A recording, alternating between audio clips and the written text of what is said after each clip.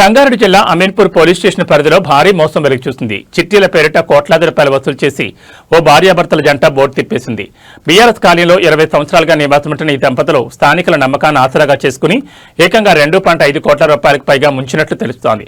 అమీన్పూర్లో గత కొన్ని సంవత్సరాలుగా బీఎస్ఆర్ కాలనీలో నివాసముంటున్న గుంటూరు జిల్లా చిలకలూరుపేటకు చెందిన సాంబశివరావు శిరీష భార్యాభర్తల జంట గత 20 సంవత్సరాలుగా స్థానికులతో సత్సంబంధాలు ఏర్పరచుకున్నారు. వారి నమ్మకాన్ని ఆసరాగా చేసుకుని ప్రతి నెలా చిట్టీల పేరిట పెద్ద మొత్తంలో డబ్బులు వసూలు చేయడం ప్రారంభించారు. కొన్నేళ్లుగా సక్రమంగానే వ్యవహరించడంతో కాలనీ వాసులతో పాటు చుట్టుపక్కల వారు కూడా లక్షలాది రూపాయలను వీరి వద్ద చిట్టీల రూపంలో జమ చేశారు. అయితే ఇటీవల చిట్టీల గడువు ముగిసి డబ్బులు ఇవ్వాల్సిన సమయం రావడంతో ఆ భార్యాభర్తలు దాటవేసే ధోరణి అవలంబించారు. ఈ క్రమంలోనే ఒక్కసారిగా ఎవరికీ తెలియకుండా సొంత ఇల్లు నమ్మి ఇల్లు ఖాళీ చేసి ఫోన్లు స్విచ్ ఆఫ్ చేసుకుని రాత్రికి రాత్రి పరారయ్యారు. బాధితులు ఇళ్లకు వికెట్ చేసి చూడగా మోసపోయామని గ్రహించారు. తాము దాచుకున్న కష్టార్జితం మొత్తం 2.5 కోట్ల రూపాయలకు పైగా ఉండడంతో బాధితులు తీవ్ర ఆందోళన చెందుతున్నారు. దాదాపు 20 మందికి పైగా బాధితులంతా కలిసి అమీన్పూర్ పోలీస్ స్టేషన్లో ఫిర్యాదు చేశారు. కేసు నమోదు చేసుకున్న పోలీసులు దర్యాప్తును వేగవంతం చేశారు. పరారీలో ఉన్న భార్యాభర్తల కోసం ప్రత్యేక బృందాలను ఏర్పాటు చేసినట్లు సిఐ ప్రవీణ్ రెడ్డి తెలిపారు. నేనే బాధ్యత అంటే నెలకొక లచ్చి పంపిస్తాను, మీ డబ్బులు ఎక్కడికి పోవని కొడుకొచ్చి రాసిచ్చాడు. వాళ్ళ అమ్మమ్మది పొలంది నాకు పెడుతుంది. నిన్న పోతే అమ్మేసామని చెప్పారు. చనిపోయిన మా అన్నయ్య డబ్బులు అన్నీ ఇవ్వండి అంటే 2వ తారీఖు ఇస్తానన్నా అమ్మ. గత 8 నెలలుగా ఆమె చేసే బిహేవియర్ మాకు నచ్చక భయంకి నమ్మబలికింది. లాస్ట్ చివరి క్షణం దాకా కూడా మమ్మల్ని నమ్మించి మోసం చేసింది. తారీఖు రాసిచ్చి వెళ్ళిపోయాడు. నేనే బాధ్యత అంటే నెలకొక లచ్చి పంపిస్తాను, మీ డబ్బులు ఎక్కడికి పోవని కొడుకొచ్చి రాసిచ్చాడు. వాళ్ళ అమ్మమ్మది పొలంది నాకు పెడితే నాకు నమ్మకం అనిపించింది. నిన్న పోతే అమ్మేసామని చెప్పారు. 26 లక్షలకు మేము అమ్మేసామంటే మా అన్నయ్య చనిపోయాడు, మా అన్నయ్య డబ్బులు అన్నీ ఇవ్వండి అంటే 2వ తారీఖు ఇస్తానన్నా.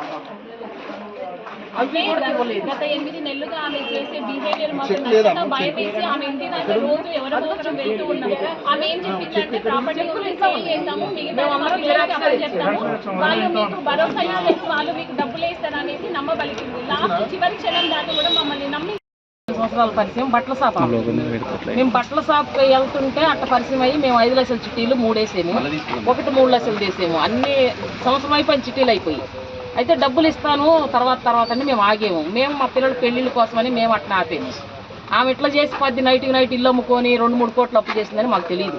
ఒకళ్ళకి తెలియకుండా ఒకళ్ళకి చేసిందామా. మొన్నయ్య చనిపోయాడు. ఒక 20 రోజులు అయితే మేము వాళ్ళ ఇంటికి పోతే 2వ తారీఖు డబ్బులు వేస్తారు, అకౌంట్ నెంబర్లు పెట్టముంది. 2వ తారీఖు వెళ్ళిపోయింది స్విచ్ ఆఫ్ చేసుకుని ఫోన్లు. మాకు ఇప్పుడు వరకు అయితే ఏం తెలియదు. మేము నిన్న ఇంటికి వెళ్తే ఏం తెలిసింది, ఫోన్ చేస్తే ఫోన్ ఎత్తలేదు, స్విచ్ ఆఫ్ అయినాయి అని. వాళ్ళ పిల్లలు ఇద్దరు, ఒకళ్ళేమో లండన్, ఒకళ్ళు అమెరికాలో ఉంటారు.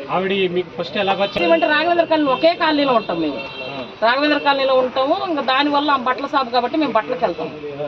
అట్లా పరిచయం అయితే మేము చిటీలు వేస్తున్నాం అంటే మేము కూడా వేసాము. అట్లా ఎంత మీరు మోసపోయిన? మాది మా అన్నయ్యది 12 లక్షలు, మొత్తం 30 లక్షలు మాది. మా అన్నయ్య ప్రాణాలు లేవు. మా అన్నయ్యకి యాక్సిడెంట్ అయ్యి మా నైలాపూర్లో చనిపోయాడు. అట్లా చనిపోయింది. కానీ మాకు ఇస్తాడని మేము అనుకున్నాం. కానీ అందరూ నమ్మించింది, మీ డబ్బులు మీకు ఏడకపోవు, మీ డబ్బులు మీకు ఏడకపోవు, మేము తెచ్చిస్తామని. నా పేరు మల్లేశ్వరి, ఆమె పేరు శిరీష.